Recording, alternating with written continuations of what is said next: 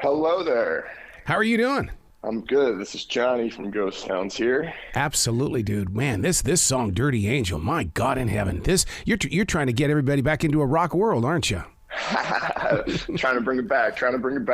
Oh my God! There's such an edge to this song that I kept hitting repeat. I wanted to hear it again, and then I wanted to really break into it and see if I could feel the story that's going on inside of it. Yeah, well, I'm. Thanks for checking it out like that. We had a lot of fun recording it, and it's kind of one of those tunes that I think speaks more to the kind of, if I dare say, like the addictive side of love, or having a muse, or someone kind of captivating you to the point where you're losing control a little bit. Absolutely. I mean, haven't we all been there? And it's just that, with you guys putting it out there in a song, now it's like, oh, I'm not alone. Yeah, exactly. Well, music brings people together, as they say. Would you say that it's Americana meets great rock? I mean, there really sounds like there's a lot of great history inside those lyrics. It's hard for us to kind of put it in a box sometimes. Yeah. I think we kind of stylistically are capable of so many things, and whether it's rock and roll or Americana or blues, we have blues, straight blues stuff out too, sometimes a little country. But yeah, I mean, the story is, our other guitar player Thomas is such a great songwriter and storyteller that sometimes the story is what sticks out more than any impressive guitar solo or anything like that, which is in my opinion, the sign of a good song. I think that being where we are right now with music is the greatest place, because when classic rock was first appearing on the scene, who were their leaders? They were setting their own tone. Now we've got everybody's inspiration influencing the sounds. Yeah, I mean, I always say that blues, rhythm and blues was kind of the influence to modern music today. Yeah. And when you look at that lineage, yeah, I mean, it's the melting pot just keeps getting bigger and bigger. Let's talk about that video. This is a Whitesnake, Connie Catan kind of a moment inside this video. I mean, were you thinking along those lines?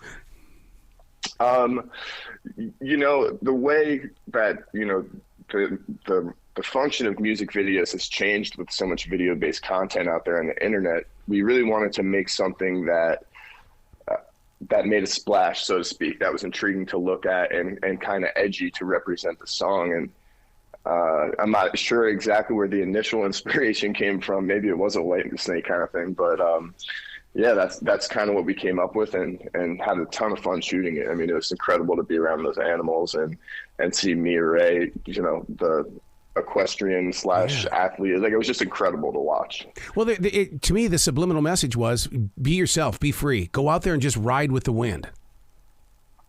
Yeah, I mean, I hope that's always a message somewhere in our tunes, because being genuine and authentic is always the coolest person you can be, is yourself. Yeah. So when radio stations are picking it up, what is it like for you on your side of the world, knowing that it's also being picked up by streaming and everywhere else? Apologize. It can be daunting sometimes. We've had great support from radio stations so far, and the internet is such a powerful tool to reach people. So, we're just happy that it's being received well by so many people. We appreciate the support. Yeah, because I mean, we've got to get back to these new rock radio stations. It's not new rock with EDM music. It's new rock meaning new rock. Yeah, and in today's world too, sometimes that can be hard to find. So I'm glad that there's all these places that have centralized the search a little bit. When you guys were putting Dirty Angel together, was it all together in the same studio, or were you doing it track by track? No, it was actually live. God, we just awesome. all in the same room, and I want to say honestly that if we did 2 takes of that tune, that's the maximum. Like, we just got in the room and played, and it's so important when you're recording to capture something, other than just the right chords and the right notes. So for us, that's emotion and performing it. So yeah, we were rocking out in that studio, man. You would have thought there was like a million people in front of us. See, it's moments like that where now when you take it out to a live audience, I mean, what that edge is, because you're still living it when because you only did like 2 takes on it.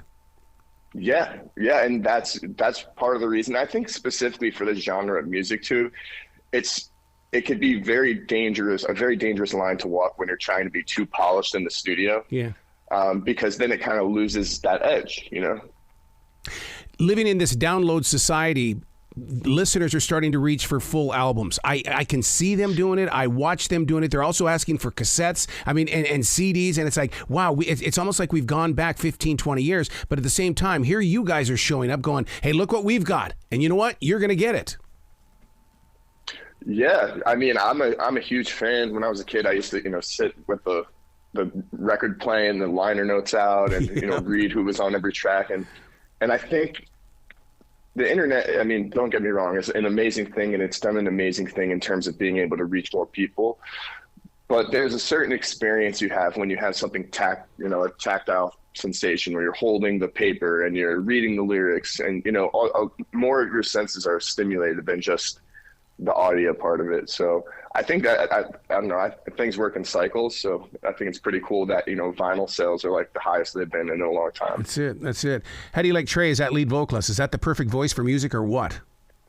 Oh man, he's incredible. I'm a true fan of his. He's just so talented and has such a commanding presence on stage. It's truly, sometimes I got to catch myself and make sure I'm not being too much of the audience member when we're playing, because it really is a magical thing he's got. Yeah, because I mean, it seems like that we are missing that from today's music. Where is that front man? We need that front man, and the rest of the band is right there with him.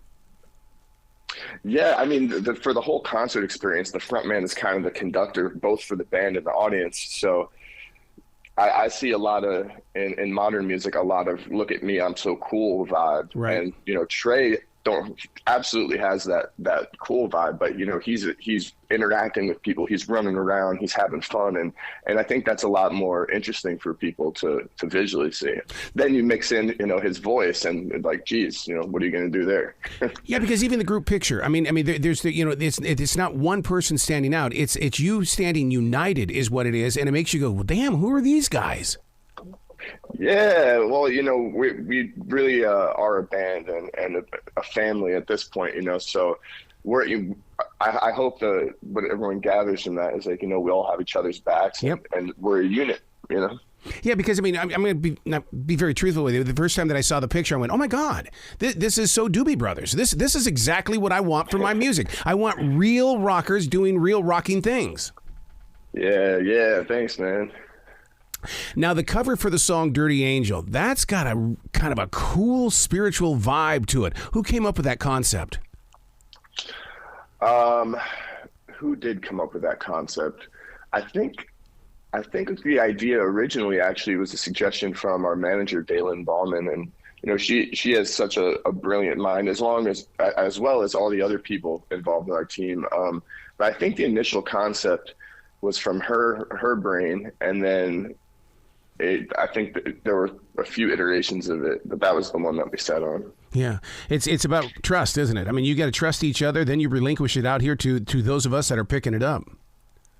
Oh, absolutely. There's nothing more important, in life in general, but also when you're in a band, you really have to trust everyone.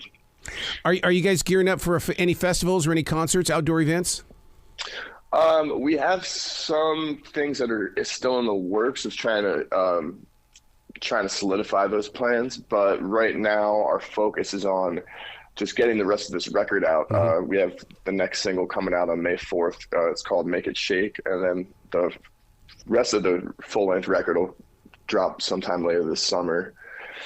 So yeah, we're trying to put it all together right now. There's a lot of rockers showing up on these talent shows. To me, it's reminding people, hey, rock is still very much alive. Yeah, it never died. And I think too, when maybe because you wouldn't see that as often as you on the shows as you see like a budding pop star, it makes it a little bit more intriguing because it's unique and it's someone that really didn't necessarily go with the masses. So that becomes kind of a pearl, so to speak, and then that'll pick back up and become popular, and then it'll cycle out again probably.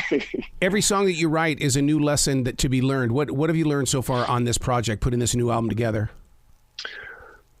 For me personally, just playing a part of, or playing a role in a bigger picture, because I think especially as a guitar player, we all sort of, the young thing to do when you're a younger guitar player is just to try to be that flashy guy and sort of make your mark that way. And don't get me wrong, I definitely had that phase when I was a bit younger, but now it's about like good songs and good music, and you can't necessarily be trying to rip guitar solos all the time. That's not a tasteful thing to do. So yeah, and this is also a bigger band, with 2 guitar players, yes, keys, organ, singing, bass, drums, and now we have a fiddle on some of the tunes. So nice. It's really like about trying to find the right like little path to sort of weave in and out of with other members. There's certain dance going on. Yeah. You're going to send a copy of this over to Howard Stern, because he's always talking about new rock. We should. Yeah, why not? I think you should too, because he's always, he sits there and he talks about it's not the old Howard Stern. It's the new guy that wants to sit there and really share the power of music and why we need good metal. Yeah, I think that he's always been a champion for good music. Definitely more, I don't say more so recently, but he's been on the air for so long. One of the trusted voices we have. Absolutely. So what's up next then? I know that you guys are putting the music together to finish up the album, but then you've got a whole entire summer right here in front of you. Is it like one family vacation and then God, we got to get out there?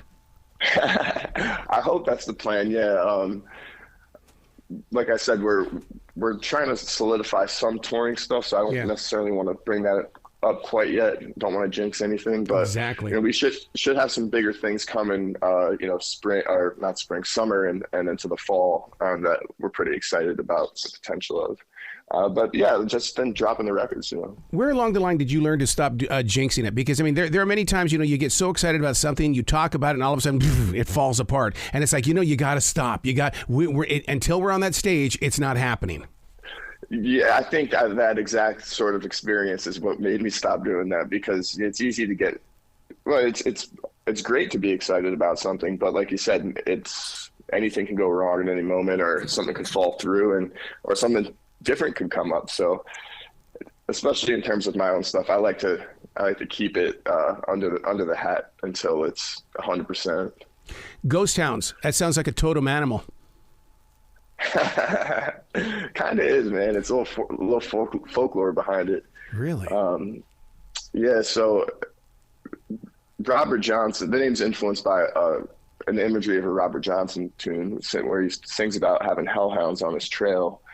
And so that imagery, like a ghost hound, of chasing you, was kind of the inspiration behind that name. So where can listeners go to find out more about you, Johnny, and everybody else in the band? Because I know you've got merchandise, and it's time to move that stuff out and get some new stuff in. Yeah, definitely. So you can go to our website, ghosthounds.com. I know a lot of people are on the Facebook and Instagram, so you could find us there as well. We're even on the TikTok these days. Nice. I don't know how they convinced us to do that, but yeah, we're trying to break it in with the kids, and you can find anything there. We have merch on the website, so those are the best places to keep up. Excellent. You got to come back to this show anytime in the future, man. The door's always going to be open for you.